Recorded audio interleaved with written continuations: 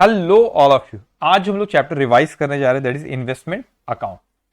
सो इस account investment account basically deal करता है आपका अकाउंटिंग स्टैंडर्ड 13। और ये अकाउंट स्टैंडर्ड 13 कहते हैं कि हमको इन्वेस्टर को अपनी बुक्स में कैसे अकाउंटिंग करना है, उसको ये डील करता है। तो यहाँ पे सपोज ये इन्वेस्टर, इसने कोई कंपनी की शेयर परचेज कर, रिलायंस कंपनी, तो रिलायंस कंपनी शेयर इशू करी, तो रिलायंस कंपनी के पॉइंट ऑफ व्यू से अकाउंटिंग नहीं करना है आपको। जो कंपनी ने शेयर इशू करी, डिबेंचर इशू करी, वो उसके entries already we know that issue of share, issue of debenture, उसके कवर भी नहीं करता। एस 13 कहते हैं इन्वेस्टर अपनी बुक्स में कैसे अकाउंटिंग करें, वो हमको यहाँ पे सीखना है। अब जब हम लोग रिवाइज करें तो इस चैप्टर से आप लोगों के इनमें अभी डेफिनेशन कवर करता हूं कि इन्वेस्टमेंट अकाउंट क्या होता है, current asset, non current asset, सारी चीजें क्या होती है हम डिस्कस करेंगे यहाँ पे। लेकिन आपको जब क्वेश्चन, जो फुल फ्लेज वाले क्वेश्चन सी इंस्टीट्यूट के स्टडी मटेरियल में जो दिए हुए, आपको इन्वेस्टमेंट अकाउंट बनाने के लिए बोलता है। तो बेसिकली ये जो सेशन है हम लोग का इन्वेस्टमेंट अकाउंट में, हमको ये डिस्कस करना है कि इन्वेस्टमेंट अकाउंट हमको किस तरीके से बनाना होता है। ओके, तो पहले हम इसकी मीनिंग देख लेते। तो what do mean by investment?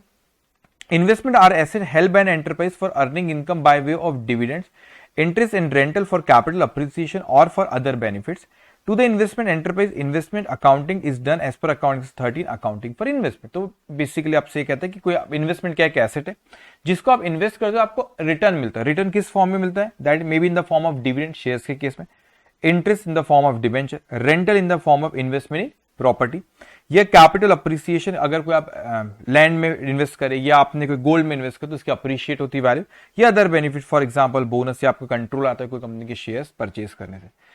अब यहाँ पे एक्चुअली इस चैप्टर में लेकिन हमको सिर्फ कवर, इन्वेस्टमेंट तो बहुत तरीके के होते हैं, लेकिन बेटा जब इन्वेस्टमेंट अकाउंट हम कवर करेंगे, लेकिन सब आपको सिलेबस में कि आपने कोई सिक्योरिटीज में अगर आपने इन्वेस्टमेंट करे तो वही आपको कवर होता है। फॉर एग्जाम्पल आपने कोई कंपनी के शेयर्स परचेज करे या डिबेंचर और बॉन्ड्स परचेज करे, तो वो इन्वेस्टमेंट की हमको अकाउंटिंग कैसे करना है, इन्वेस्टमेंट अकाउंट हम कैसे बनाएंगे, वो हम लोग को यहाँ पे रिवाइज करना है। तो इस अकाउंटिंग, इसमें हम लोगों को यहाँ पे 5 चीजें मुझे आपको सिखाना है।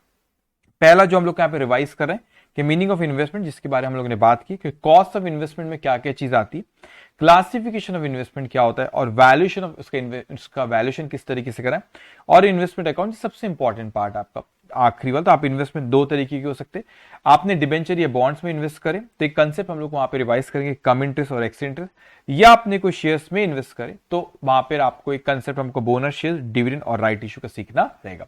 तो हम लोग सबसे पहले मीनिंग ऑफ इन्वेस्टमेंट की जो बात करें आपने, अब उसके बाद कॉस्ट ऑफ इन्वेस्टमेंट में क्या आता है, ये चीज ख्याल रखना कि जब आप, हो सकता है आपने इन्वेस्टमेंट खरीदे या इन्वेस्टमेंट बेचे, तो जब आपने खरीदो इन्वेस्टमेंट में, तो उसमें ब्रोकरेज और स्टैम्प ड्यूटी को, ब्रोकरेज स्टैम्प ड्यूटी जो भी हमने पे कर उसको ऐड करना होता है। तो हमने ब्रोकरेज और स्टैम्प ड्यूटी को हम लोग को क्या करना होता है, उसको ऐड करना होता है, ठीक है। लेकिन जब भी आपने कोई इन्वेस्टमेंट को बेचे, क्योंकि आप परचेस करते हुए इसको ऐड क्योंकि तो आपने एक्चुअल में कितने पैसे उसके लिए दिए, तो आप ब्रोकरेज स्टैम्प ड्यूटी को क्या करते थे, ऐड करते। लेकिन जब भी आपने कोई इन्वेस्टमेंट को बेचे हो, जब भी आपने इन्वेस्टमेंट को कोई बेचे हो, तो आप उस सेल वैल्यू में से ब्रोकरेज स्टैम्प ड्यूटी को क्या करना होता है, हमको माइनस करना होता है। तो जो भी सेल वैल्यू रहेगी उसमें से ब्रोकरेज स्टैम्प ड्यूटी इसलिए हम लोग माइनस, क्योंकि सेल करते हुए आपने ब्रोकरेज स्टैम्प ड्यूटी दिए, तो नेट आपके हाथ में कितना है, तो इसलिए आप ब्रोकरेज स्टैम्प ड्यूटी को क्या करना होता है, माइनस। तो परचेस करते हुए अपन इसको ऐड करेंगे, सेल्स करते हुए अपन इसको क्या करेंगे, माइनस। अब आपके 2 तरह के इन्वेस्टमेंट होते हैं आपके और एक और चीज ख्याल रखने में, ब्रोकरेज का कैलकुलेशन हमेशा परचेज या सेल्स प्राइस पे होता है। इंटरेस्ट में आगे आपको बताऊंगा, कम इंटरेस्ट एक्स इंटरेस्ट की जब बात है तो वो आपका फेस वैल्यू पे इंटरेस्ट कैलकुलेट होता है, लेकिन ब्रोकरेज आपका किस पे कैलकुलेट होता है, परचेज प्राइस या सेल्स प्राइस, जो भी केस हो। अब आपको यहाँ पे 2 तरह के आपके इन्वेस्टमेंट होते हैं, उसको एक होता है नॉन करंट इन्वेस्टमेंट, एक होता है करंट इन्वेस्टमेंट, और एक तो लॉन्ग टर्म। लॉन्ग टर्म मतलब नॉन करंट को भी कहते हैं। तो करंट इन्वेस्टमेंट का मतलब क्या होता है? करंट इन्वेस्टमेंट वो चीज होती है कि जिसका हमारा इंटेंशन, यहाँ पे देखो, a current investment is an investment that is by its nature readily realisable and is intended to be held for not more than 1। 1 साल से ज्यादा मैं उसको होल्ड करना नहीं चाहिए। तो 1 साल से ज्यादा अगर आपका होल्ड करने का इंटेंशन है तो फिर वो करंट इन्वेस्टमेंट नहीं, एक not hold held not for more than 1 year. तो मेरा उसको इंटेंशन होल्ड करने का 1 साल से ज्यादा नहीं है। तो 1 साल से ज्यादा जब उसको होल्ड करने का इंटेंशन नहीं है तो दैट इज, वो आपका क्या, नॉन करंट। वो आपका अगर 1 साल से ज्यादा होल्ड करने का नहीं, that is your current investment, ठीक है। अगर, और क्या रखना, कहां से आपको डेट काउंट करना है, 1 year from the date of its acquisition. जिस तारीख को आपने इन्वेस्टमेंट को परचेज करे उस तारीख से आप देखेंगे आपका इंटेंशन, उस तारीख से आपसे क्या 1 साल से ज्यादा होल्ड करने का, तो वो आपका लॉन्ग टर्म होगा। 1 साल से कम है तो वो करंट होगा आपका, ठीक है। अब देखो एक क्लास, यहां पर मैं बात करूं क्लासिफिकेशन के, तो मैंने एक सेपरेट अकाउंटिंग स्टैंडर्ड 13 पे जो इन्वेस्टमेंट के अकाउंटिंग स्टैंडर्ड के पॉइंट ऑफ व्यू से जो छोटे क्वेश्चन आते हैं उस पर ऑलरेडी मैं एक अलग से वीडियो बना चुका हूं। यहाँ पे हम लोग का उस पॉइंट ऑफ व्यू से हम नहीं, यहाँ पे हमको उस इन्वेस्टमेंट अकाउंट किस तरीके से बनाना है वो हमको यहाँ पे डिस्कस हम लोग करने वाले, ओके। अब यहाँ पे एग्जाम्पल यहाँ पे दे रखा है वही चीज का है कि उसने एक अप्रैल को खरीदा, उसका इंटेंशन था 15 महीने होल्ड करने का। तो बैलेंस शीट डेट से आपको नहीं देखना कि कितने महीने बचे, डेट ऑफ एक्विजिशन से देखना था। तो डेट ऑफ एक्विजिशन उसका मोर देन 12 मंथ अगर उसका इंटेंशन है उसको यहाँ पे रखने का, होल्ड करने का, तो उसको हम कहते हैं करंट इन्वेस्टमेंट। उसको हम सॉरी एक साल से ज्यादा अगर है तो उसको कहते हैं नॉन करंट इन्वेस्टमेंट। अदरवाइज एक साल से कम है उसका इंटेंशन होल्ड करने का from the date of acquisition, उसको हम कहते हैं करंट इन्वेस्टमेंट। ओके, अब ये करंट इन्वेस्टमेंट का क्लासिफिकेशन यहाँ पे इसको वैल्यूएशन कैसा होता है, कॉस्ट और fair value which ever is lower. तो जो भी लोअर होगा उसको अपने को वैल्यूएशन करना रहेगा।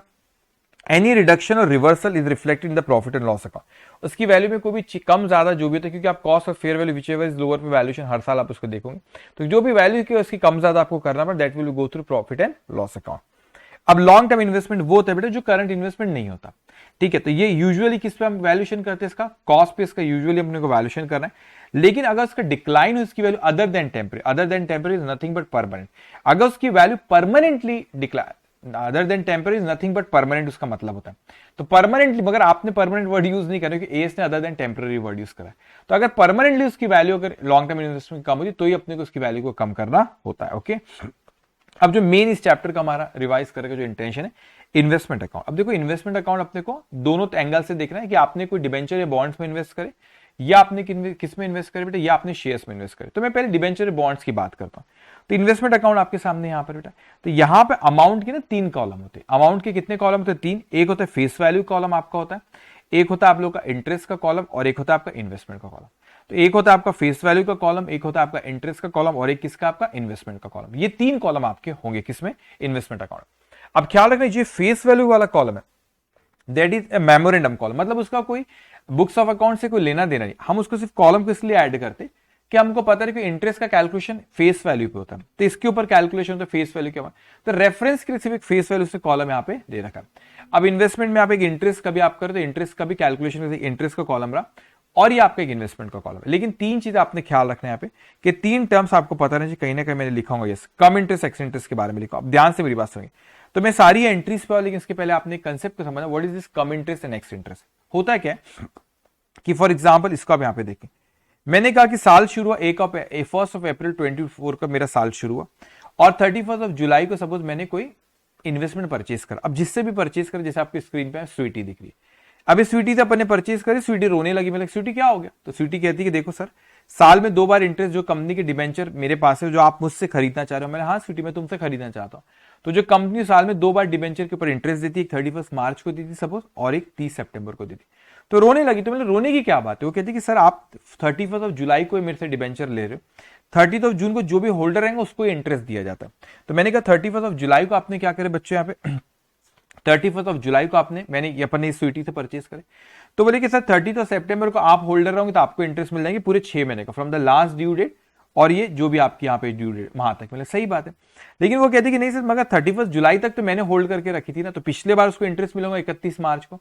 तो ये 31 मार्च से ये 31 मार्च से 31 जुलाई तक, ये 31 मार्च से 31 जुलाई तक तो स्वीटी ने होल्ड करके रखी थी ना, इस पीरियड को उसका इंटरेस्ट उसको मिला नहीं। इसीलिए हम उसको परचेस करते वक्त, जब हम उससे 31 जुलाई को अपन यहाँ पे उससे परचेस करेंगे, तो अपन क्या करेंगे बच्चों, स्वीटी को यहाँ पे अपने को इंटरेस्ट देना रहेगा। तो जब अपन इसको यहाँ पे इंटरेस्ट देंगे तो अपने लिए एक्सपेंस होगा। तो अब 3 टर्म्स आपने बहुत अच्छे से समझ लेना। तो 3 टर्म्स आपके कौन से होते?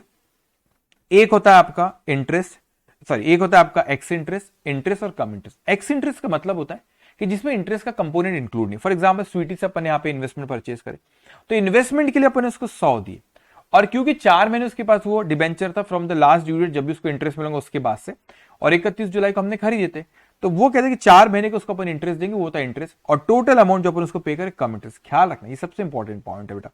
ख्याल रखना, जब हम लोग आगे इन्वेस्टमेंट अकाउंट बनाएंगे तो इन्वेस्टमेंट कॉलम में हमेशा एक्स इंटरेस्ट वैल्यू होता है। इन्वेस्टमेंट कॉलम हमेशा क्या आएंगे आपकी एक्स इंटरेस्ट वैल्यू आएंगी, इंटरेस्ट कॉलम में आपका इंटरेस्ट आएगा, और बैंक कॉलम में आपका कहेंगे कम इंटरेस्ट वैल्यू आपको कहां पे आएगा, बैंक कॉलम में वो आएगा।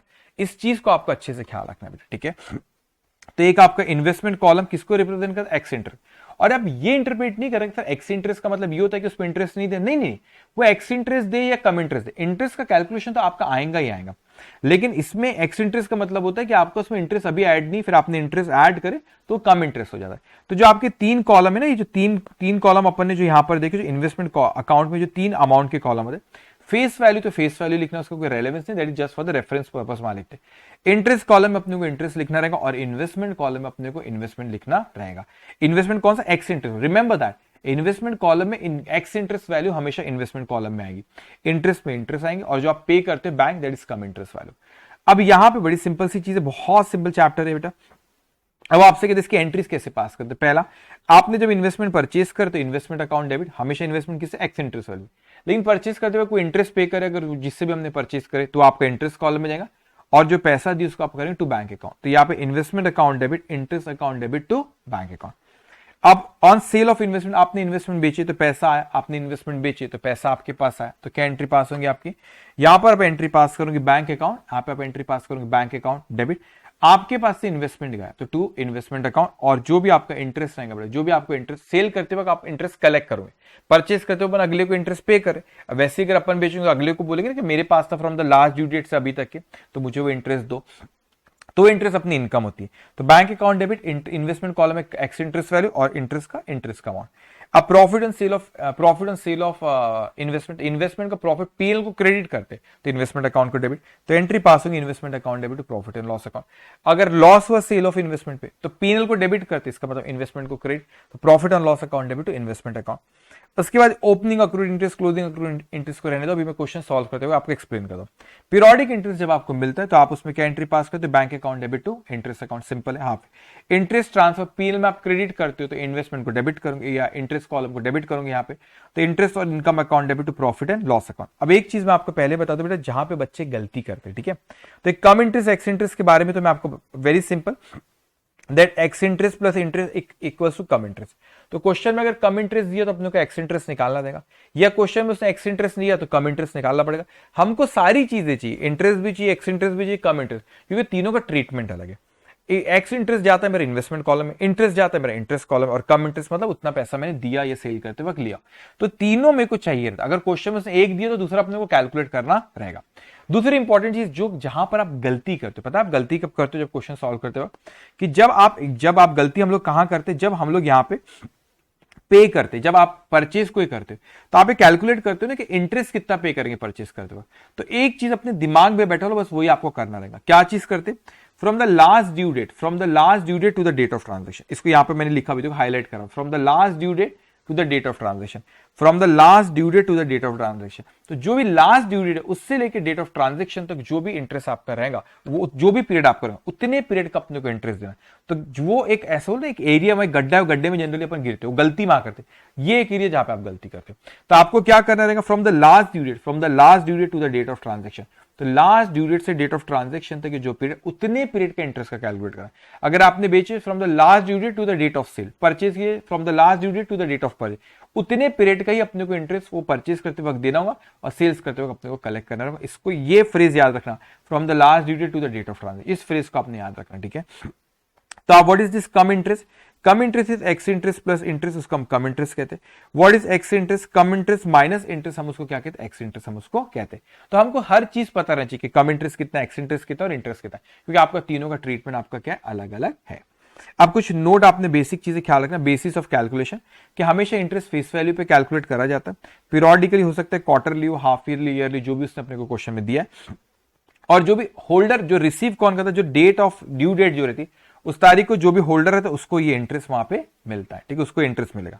अब मैंने कहा कि दो तरह के हमारे इन्वेस्टमेंट हो सकते हैं, एक होता है डिबेंचर या बॉन्ड्स में आपने इन्वेस्टमेंट करें, और दूसरा हो सकता है कि आपने शेयर्स में करें। अब शेयर्स में अगर आपने इन्वेस्टमेंट करें तो मैं तीनों पॉइंट आपसे डिस्कस कर लेता हूं कि बोनस शेयर्स का क्या होता है, डिविडेंड का, ये राइट इश्यू, इसका ट्रीटमेंट क्या, तो हम लोग क्विक रिवीजन कर लेते, उसके बाद हम लोग क्वेश्चंस करेंगे, ठीक है। सारी चीजें हम लोग यहाँ पे कवर करते, ऐसी भी कोई भी चीज नहीं कि अपन यहाँ पे कुछ स्किप करे उसको, ठीक है। ध्यान से मेरी बात सुनिए।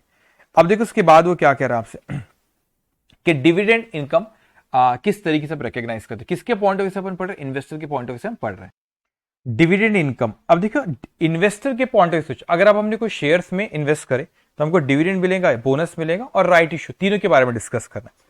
अब देखो यहाँ पे हुआ क्या, फॉर एग्जाम्पल मैं कहता हूं कि मेरे डेट ऑफ एक्विजिशन, मैंने कोई इन्वेस्टमेंट करा 1 अप्रैल 2024 को, दिस डेट ऑफ इन्वेस्टमेंट, इस तारीख को इन्वेस्टमेंट करा। अब उन्होंने 30 ऑफ जून को उन्होंने इस कंपनी ने क्या करी, डिविडेंड डिक्लेयर करी। कब dividend? 30 of June.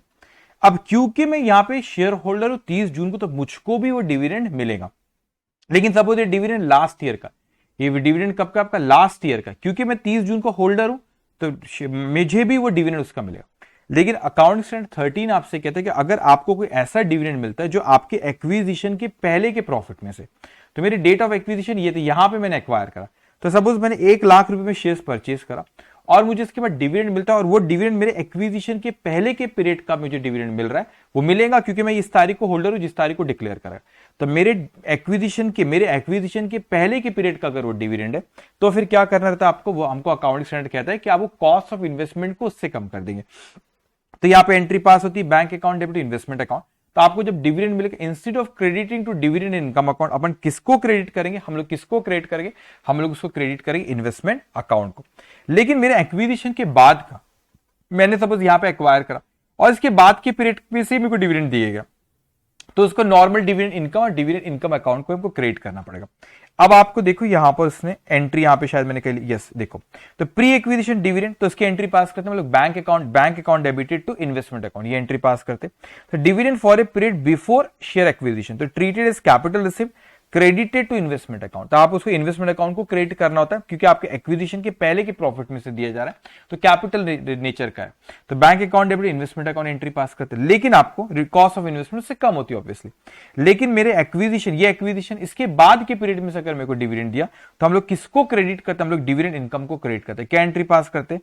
Bank account debit to dividend income account, ये हम लोग उसकी एंट्री पास करते हैं। ओके, अब दूसरी चीज आपको ख्याल रखना, इन्वेस्टर के पॉइंट ऑफ व्यू से बात चल रही।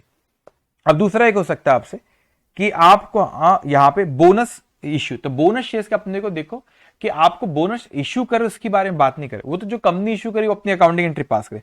किसके पॉइंट ऑफ व्यू से अपन यहां पे बात करें? अपन लोग यहां पे बात करें किसके पॉइंट ऑफ व्यू से? अपन यहां पे बात करें, हम लोग इन्वेस्टर के पॉइंट ऑफ व्यू से बात करें। तो इन्वेस्टर को क्या होता है कि इस पे शेयर, बोनस शेयर्स मिलते हैं, that is free of cost. Suppose मैं इन्वेस्टर हूं, आप रिलायंस कंपनी, तो आपने मेरे को बोनस शेयर दी, तो मुझको फ्री ऑफ कॉस्ट वो शेयर्स मिले, तो जब मैं यहाँ पे अकाउंटिंग एंट्री पास करते तो मुझे ख्याल है मैं तो कोई पैसे बोनस शेयर्स के लिए दे नहीं रहा हूं। तो कंपनी, ये आपका अकाउंटिंग स्टैंडर्ड 13 आपसे कहता है जब आप शेयर्स में इन्वेस्ट करते हो तो यहाँ पे फेस वैल्यू ना लिखते हुए नंबर ऑफ शेयर्स लिखना होता है। तो सपोज मेरे को बोनस शेयर्स मिले 5000, तो मैं नंबर ऑफ शेयर्स कॉलम में 5000 शेयर्स लिखूंगा, डिविडेंड 0 और इन्वेस्टमेंट कॉलम में ये इंपॉर्टेंट आप 0 लिखे। आप बोलेंगे सर क्यों 0 लिख रहे? द रीजन इज दैट कि मेरे को वहां पे फ्री ऑफ कॉस्ट वो शेयर्स मिले, मैंने उसके बदले में कोई पैसा दिया नहीं, मैंने उसके बदले में कोई भी पैसा दिया नहीं। तो जब मैंने उसके बदले में कोई पैसा ही नहीं दिया, मैं तो इन्वेस्टर हूं, मेरे को फ्री ऑफ कॉस्ट मिले, तो इन्वेस्टमेंट कॉलम में आप कुछ भी नहीं लिखते, वहां पे 0 लिखेंगे और आपको नंबर ऑफ शेयर्स वाला जो कॉलम है वहां पे आपको जो भी नंबर ऑफ शेयर्स मिले उतना आपको लिखना रहेगा। अब वही बोनस शेयर्स के बारे में आपसे कहता है कैपिटलाइजेशन ऑफ प्रॉफिट, इसलिए कहते हैं इसको क्योंकि जो आपका जो कंपनी इश्यू कर रही है वो आप रिजर्व को कम करती है, क्योंकि उसका पैसा तो मिलेगा नहीं, तो आप वो reserve account debit to equity share capital entry पास करती। तो कैपिटल तो वो कंपनी का बढ़ रहा है, लेकिन उसके बदले में उसको पैसा आ रहा है क्या? नहीं। तो एक्चुअली रिजर्व को यूटिलाइज करके कैपिटल बढ़ाती है, इसलिए उसको कैपिटलाइजेशन ऑफ प्रॉफिट कहते हैं। एनीवेज, तो हमको फ्री ऑफ कॉस्ट मिले, हमको क्या मिले? फ्री ऑफ कॉस्ट इसको मिले। तो हम लोग क्या करेंगे? No entry in the capital column of the investment, इसमें कुछ भी नहीं करेंगे आप लोग।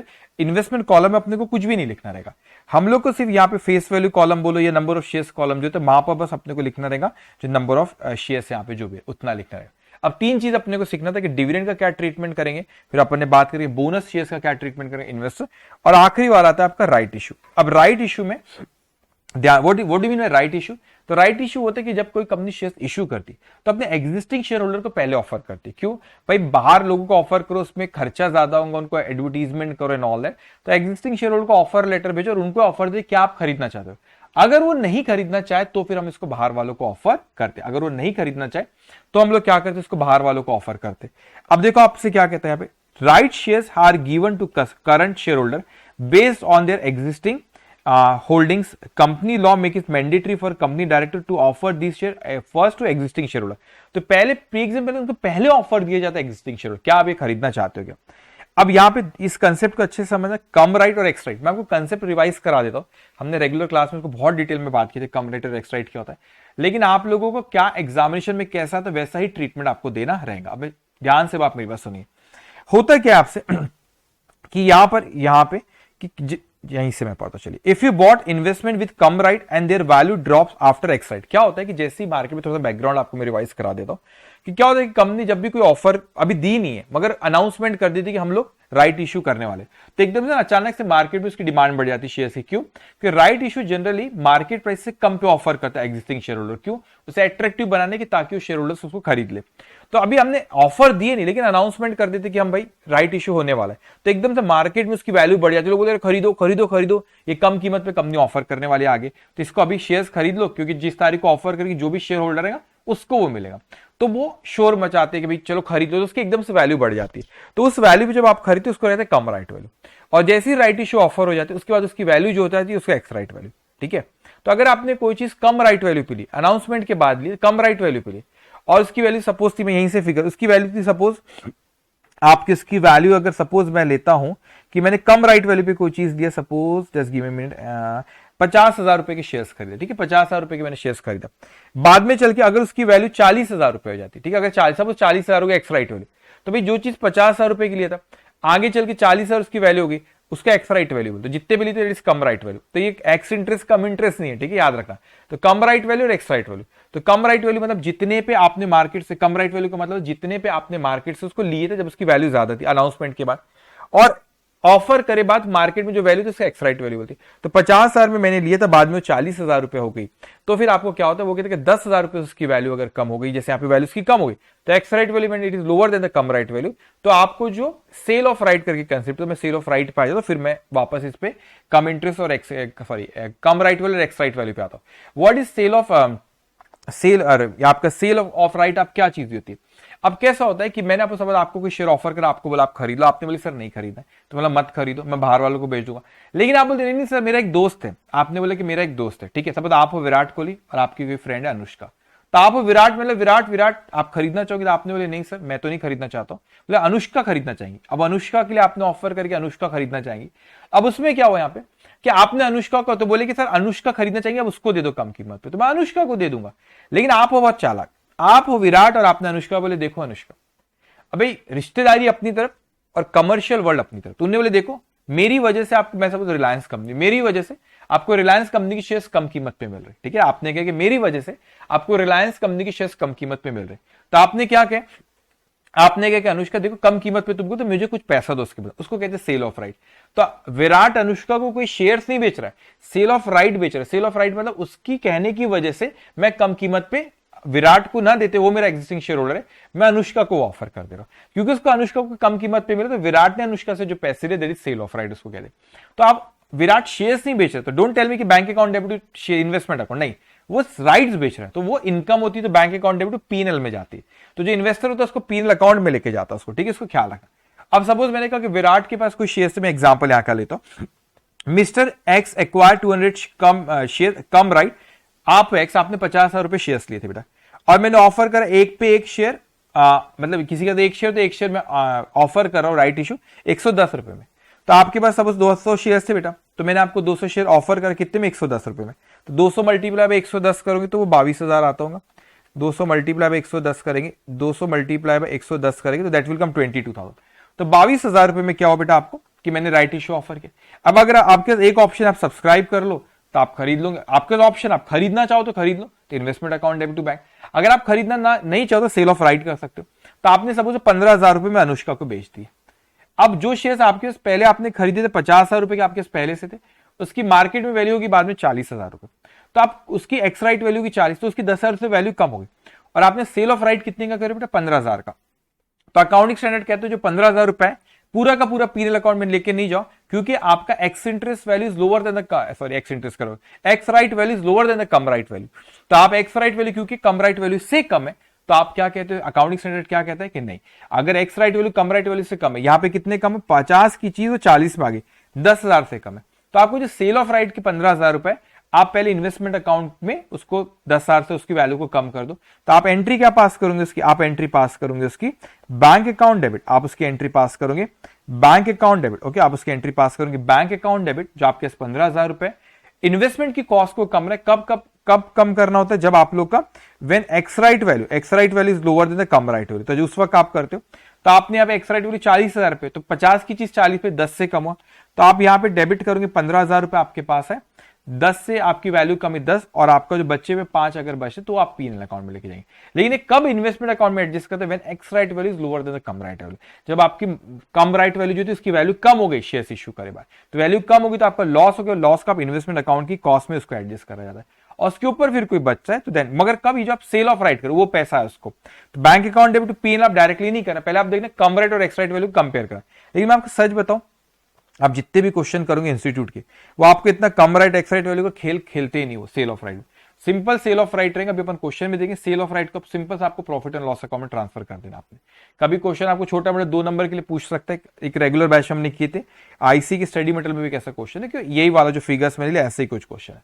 तो आपके अगर ex right value cum right value से कम है तो जो डिफरेंस है वो आप सेल ऑफ राइट की वैल्यू जो है उससे कम एडजस्ट करेंगे, फिर भी सेल ऑफ राइट का बैलेंस कुछ बचता है, that we transfer to profit and loss account. ठीक है, दिस ऑल अबाउट अपन यहाँ पे डिस्कस करें किसके बारे में हम लोगों का, यहाँ पे हमने डिस्कस करें इन्वेस्टमेंट अकाउंट किस तरीके से बनाया जाता है।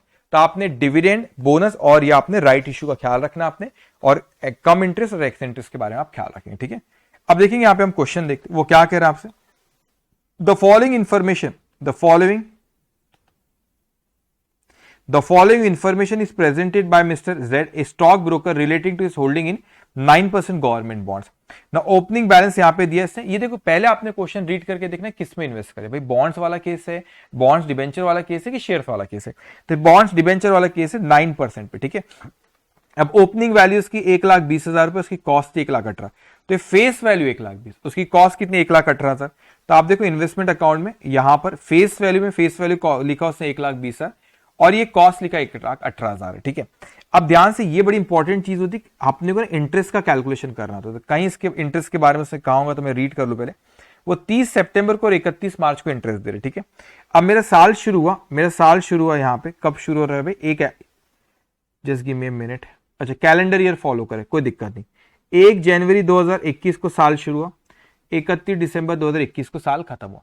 इंटरेस्ट वो कितने बार आपको दे रहे हो, इंटरेस्ट आपको साल में 2 बार दिए जा रहे हैं। कब दे रहे आपको, 31 मार्च और 30 सितंबर को, तो 31 मार्च और 30 सितंबर को इंटरेस्ट दिया जाए। अब ध्यान से अपन यहाँ पे बच्चों 1 जनवरी को आपने ओपनिंग बैलेंस लिखे, लेकिन क्या हो रहा है कि पिछले बार आपको इंटरेस्ट कब मिला होगा, पिछले बार इंटरेस्ट मिला होगा मेरे को 31 मार्च को, यानी 30 सितंबर को मिला। आप कब शुरू करें, 1 जनवरी को शुरू करें, तो पिछले बार इंटरेस्ट आपको कब मिलेगा 30 सितंबर को, तो वो आपका क्लोजिंग अक्रूड इंटरेस्ट पिछले बार का, इसका ओपनिंग अक्रूड इंटरेस्ट, तो ये 3 महीने का ओपनिंग अक्रूड इंटरेस्ट हो गया आपका। ठीक है, तो आप कैलकुलेशन यहाँ पे कैसे करेंगे, एक हमेशा इंटरेस्ट फेस वैल्यू पे कैलकुलेट होता था, 1,20,000 और फेस वैल्यू 9% गवर्नमेंट बॉन्ड से और 3 महीने का from the last due date to opening date तक, तो 3/12 2,700, तो आपने इंटरेस्ट लिखे यहाँ पे 2,700। उसके बाद वो क्वेश्चन में आपसे कहता है फिर आपने 1 जुलाई को बेचे, कितनी यूनिट बेचे बेटा, 500 unit ex right value, ex interest वाली, sorry ex interest out of the original holding 100, जो ओरिजिनल होल्डिंग थी आपके पास, जो आपके पास ये जो भी आपके पहले आपके पास ओपनिंग जो भी पहले के जो रखे हुए थे ओपनिंग, अच्छा आपने परचेज मैंने नहीं लिखा कि, सॉरी ये परचेज मैंने नहीं लिखा, परचेज का आप लिखेंगे, पहले वो तो ओपनिंग था आपका परचेज। ठीक है, अब आपने परचेज वाले ये बेचे बेटा, ओके तो आपने परचेज की, सॉरी खरीदे आपने, तो 200 खरीदे 98, वो एक्स राइट वैल्यू उसने दिया। तो पहले तो यहाँ पे बैंक अकाउंट डेबिट, सॉरी अपना इन्वेस्टमेंट अकाउंट डेबिट, आपने खरीदे थे इन्वेस्टमेंट अकाउंट को, अब आपने खरीदे कितने 200, 100 रुपए की फेस वैल्यू, तो आपका 20,000 फेस वैल्यू में आ गया। इन्वेस्टमेंट कितने का था बेटा आपका, वो आपका ये आपने 19,600, हमेशा एक्स इंटरेस्ट वैल्यू अपने को लिखना रहेगा।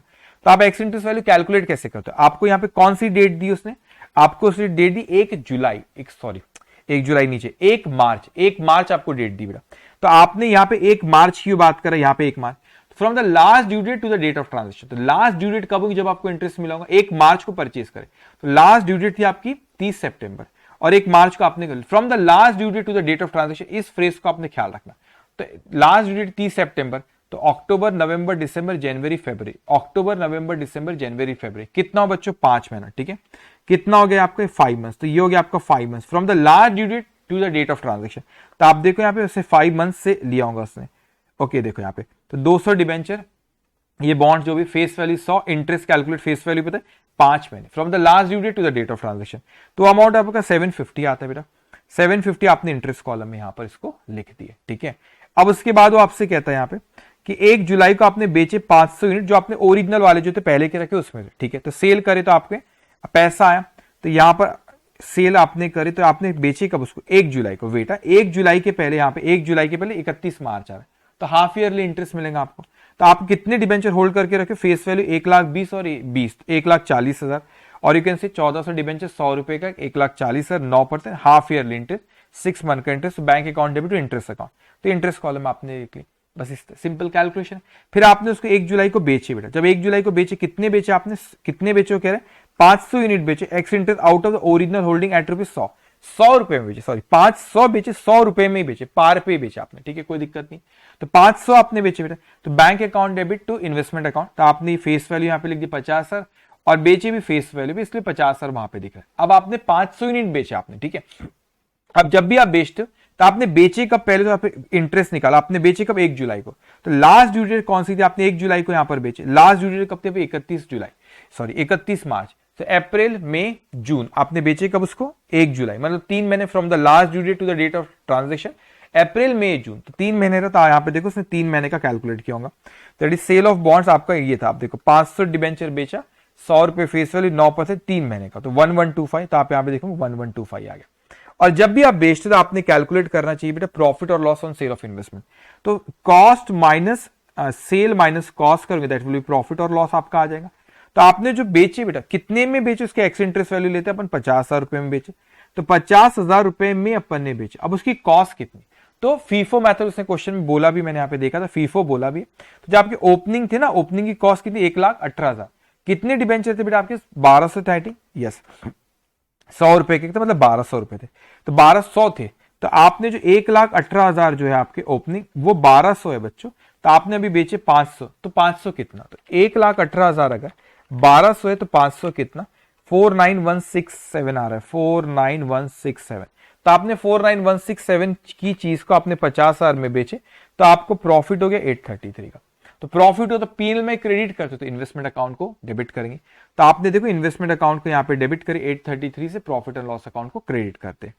उसके बाद वो आपसे कहते हैं 1 अक्टूबर, तो 1 अक्टूबर के पहले 30 सितंबर तक हाफ ईयरली इंटरेस्ट मिलेगा।